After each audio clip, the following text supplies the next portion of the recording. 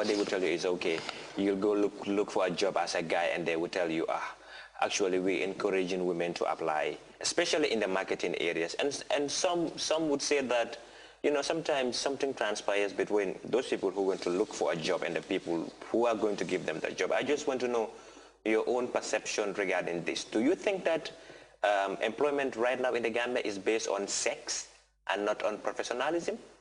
Okay, Ambaji, I believe that is it's a bit vague, because we cannot just say employment in the Gambia as a whole is based on sex and gender and not on professionalism. There are people employing others based on their qualifications, but in most cases, what we see happening every day in this country is you go get a job, and at times you go with somebody that is not really qualified as you are, but because that person is ready to give in something because he or she is desperate to get the job, she gets it. And then at the end of the day, you are like, okay, then I think I have to conclude that it's not because I'm qualified that I should get this job, but because so-and-so has done this or that with another person. That is why she is going to get the job. But I think it is true, to my own point of view, that in a lot of commercial industries or companies in this country, 90% of those who are into marketing are females. Yeah. That is the truth. What is wrong with the male folk? That is what I want to know. Well, I believe that is the reason why a lot of guys right now, when you ask them what they want to study, what they want to build a career, and they will tell you not something that has to do with marketing, not something in the commercial sector, because when I go to look for a job, they give the, you know, they give the positions to the women. Sometimes it's based on looks, sometimes it's different everywhere. But then I believe it's really giving a negative impact, because at times you have these guys who really have the potential, but because there are women or there are ladies out there who are seeking the job as they are, so you know, if they are ready to do what they have been asked to do by the people who are supposed to give them the job, so where goes the man? Okay. Ngoni, can you tell us some of the sexual harassments, you know, or some bad issues that happen to girls who are on their quest to look for jobs? Well, usually the most common type of sexual harassment would be the person who has to go through your CV, or the person who has to employ you, telling you, I would not certify your employment unless you go out with me on a date, or unless you sleep with me. They would tell you point blank, period, you will not get employed unless you sleep with me. So I think that is the most common form of sexual harassment. And then if you're fortunate enough to get employed without going through that, you might get into employment, and then you'll meet all these people at the offices who would be like, okay, maybe there's a chance to go study abroad, or there's a chance to go attend so-and-so seminar. Or promotion. Or promotion, exactly. So they'd be like, if you don't sleep with me, you would not get it. Or if you don't go out on a date with me, you would not have it. And that is how it would happen.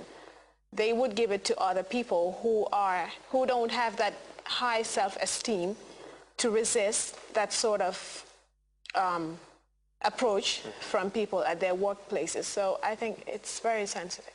Okay, but don't you think, okay, in case someone is given the opportunity to work in that particular institution, and then personally I want to believe that at some point you will feel threatened, because that person employed you, he asked you for something, and that is to have time with him, which you did, and now you have the employment.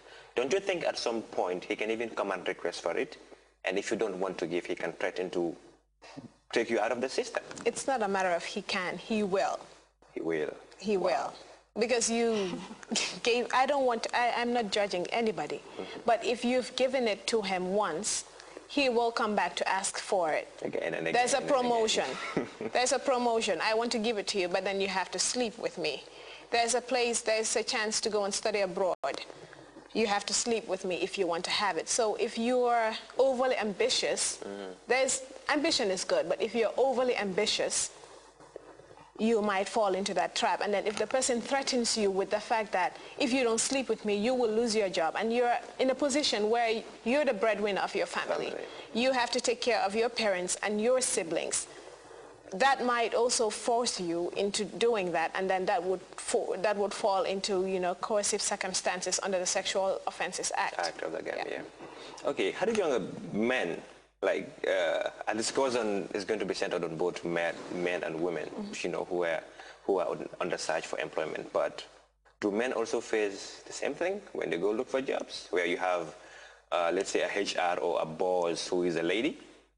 Well, Baji, if like she was saying, if these things happen to women, they obviously are happening to men. Probably it's not as the rate is not as high as that of the women or the ladies, but it is happening.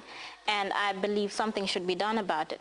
In most cases, it's the men who come out and talk because, you know, they might be really defensive. They're able to defend themselves. But ladies in most cases are weak and they are not able to deal with certain circumstances. But as she was saying, the boss will get you out of the system.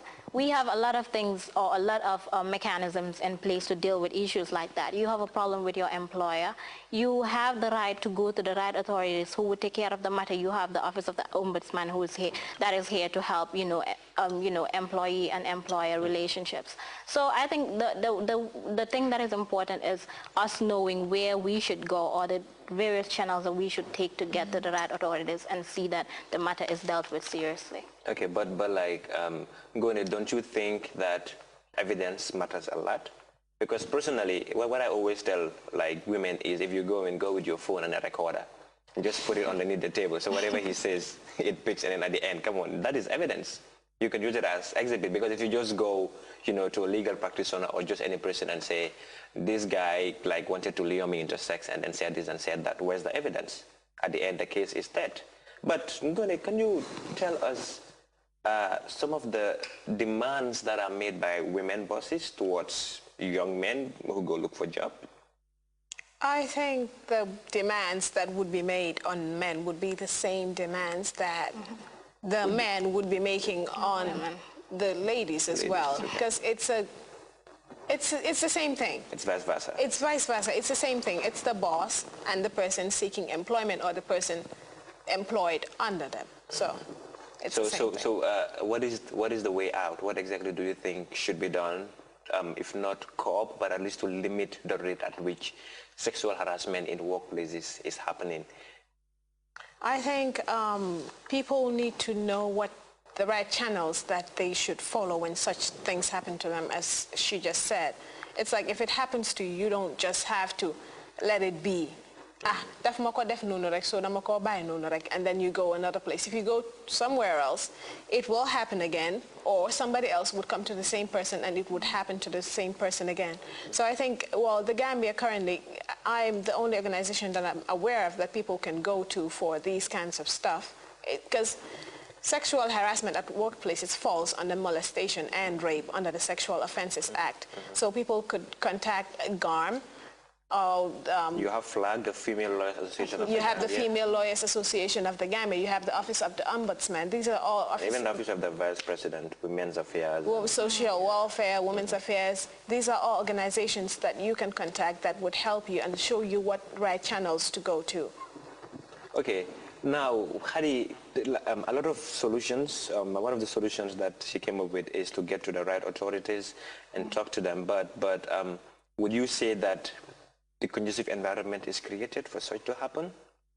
Well, Ablai, first of all, for us to deal with this matter and then at least, if not, you know, eradicate it from our society, at least to reduce it, is to break the culture of silence. Because I feel a lot of people in this country, it's not an accusation, a lot of people in this country lack, you know, the self-esteem.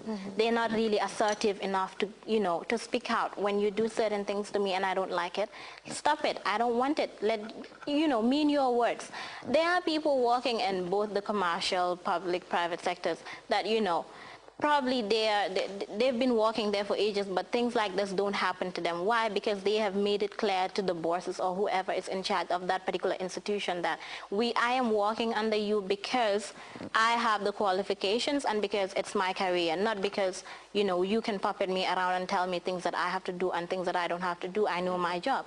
But if we have to sit back and allow these things happen in our society and we just keep quiet and say, oh, this person is my boss, then we are not going to move forward. So, you know, the issue of sutura, you know, saving the reputation of the person the person's reputation, the person's family name.